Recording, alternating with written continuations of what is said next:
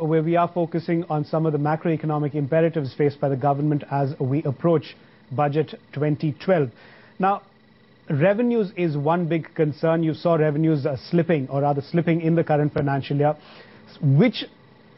What could some of the best ways possibly be for the government to address revenues? And Swami, just bringing it to you, do you believe it may be a good idea for the government to revisit what it did in 1997, the VDIS? I think that would be a bad idea. Every time that you have a VDS, you are creating a moral hazard. You are telling people, why on earth do you want to pay honestly? Why don't you pay at a cheap price later on? Now, when a VDS does take place, it looks as though in that particular, my gosh, how much money you've got. So this is successful, let's do it again. You are forgetting that you are getting so much now only because you got that much less in the previous years. So every time you make VDS something that's getting institutionalized, you in fact diminish tax collection over a long period. Whether on balance you get better off, I greatly doubt. I would be dead against it. I would add that, in the current context, with the government being so worried about black money and tainted with black money, I mean, at this particular point, to give a huge gift to black money fellows, I think politically would be truly stupid. Sure, okay, but as they say, desperate times call for desperate measures. The government's got its back against the wall. There's again talk about the fact that it may once again raise income tax rates on the very rich, or the super rich, if you could call it that. Do you believe these are good ideas to go ahead with, or maybe they're bad?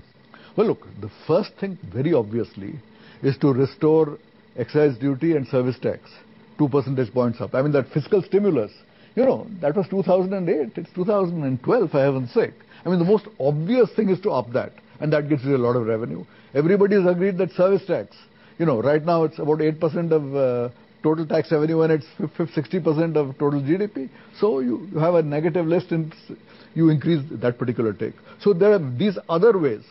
I have all long said, why on earth do you have such a huge tax on cigarettes and such a low tax on bidis? Just because Mr. Praful Patel is in the cabinet. I mean, is this a reason to keep your bidi tax so low? I have often said, why is it that we have legal betting at racecourses, but you don't allow legal betting of cricket? I mean, cricket betting is supposed to be, 100,000. The sums I hear are so much that it apparently distorts the entire cricketing fraternity, which is already super rich. So we make it legal. In England, it's legal. Why can't? So I said there are many ways of earning revenue also. Coming to the super tax on the rich, people forget Jaswant Singh did this in his budget. He said for people, I think it was about 10 lakhs at the time, he put an additional 10% surcharge. So if you ask me, it can definitely be done. It would, however, I think, play out much better in the election budget of 2013. So in the election budget of 2013, when you have to show that, your heart bleeds for the people and how you're going to get it from the rich, put another 1%, 2% on incomes above a crore. Call it a crorepati tax. It will sound good.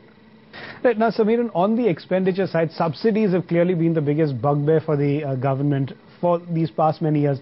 What do you believe the best approach to addressing the subsidy issue would be? Do you believe a phased manner, let's say, for example, a phased step up in the prices of diesel is something that can be absorbed, and politically, again, it's something that the government could possibly be able to push through? As Swami mentioned, that really this is the best time to do anything which is unpopular.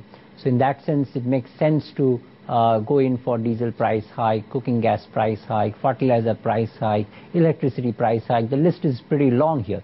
The question really is that if you do all of these, then there will be some kind of a short-term inflationary impact of that. Is the system just coming out of 3 years of very high inflation ready to take another inflation shock so quickly? And how will the central bank respond to that kind of an inflation shock? If we believe that inflationary expectations will not be completely dehinged because of this, then we can still possibly go ahead and do it. I suspect some of it will anyway be done, but not expecting that a whole lot will change. To me, what is more important is that once again, at least a credible commitment should come that the path from here is towards deregulation. I think that is missing for a while now. Unless that comes back, we are just talking about living from one quarter to another quarter. So really looking for getting back to an FRBM roadmap again with clear direction on subsidy management. Sure, but somewhere we've got to bite the bullet. There will be pain. So somewhere we've got to bite the bullet, even if it means temporarily higher inflation. But I'm going to come to you, Mr. Mehra, on that. Your thought on the subsidy issue. When you say not overly disruptive, what we mean is that there should be no large section of people with their political channels and voice that feels that they have been taken for a ride or that they are going to get hurt. So the disruption comes from objections from in the democratic process, as they should. But we got to understand them, anticipate problems that they would have, these sections that are feeling concerned, address those concerns quickly and carry on. So when you're talking about, withdrawing subsidies or changing the pattern of subsidies, there's someone who's feeling that they will lose out in this process. A good stakeholder analysis, listening to people much more systematically, recognizing dilemmas and contradictions, finding innovative solutions to those dilemmas and contradictions, we need to do this much more effectively. Right now, Swami, unlike 2008, the government's finances today are in a much weaker position. So should we be faced with some sort of global shock like we saw in 2008, do you believe the government will be able to come out forcefully enough to support industry? Okay, I do not foresee anything now which would be comparable to the Lehman Brothers collapse. I mean, at that time, you had simultaneously, it wasn't just Lehman Brothers. Freddie Mac and Fannie Mae went the same. The two biggest mortgage companies in the world went. The biggest insurance company in the world went in the same week as Lehman Brothers. And followed by the two biggest car companies in the world. That kind of thing I just don't anticipate. Even if there is a Eurozone problem, with the kind of opening of the floodgates of liquidity that the ECB has done, even if, let us assume, Greece goes bust and leaves the Eurozone, I don't think that is remotely as much of a shock as we've seen before. So you are right in saying that we are in a much weaker fiscal position than in 2008. But any international shock, I think, will also be much weaker and much more manageable.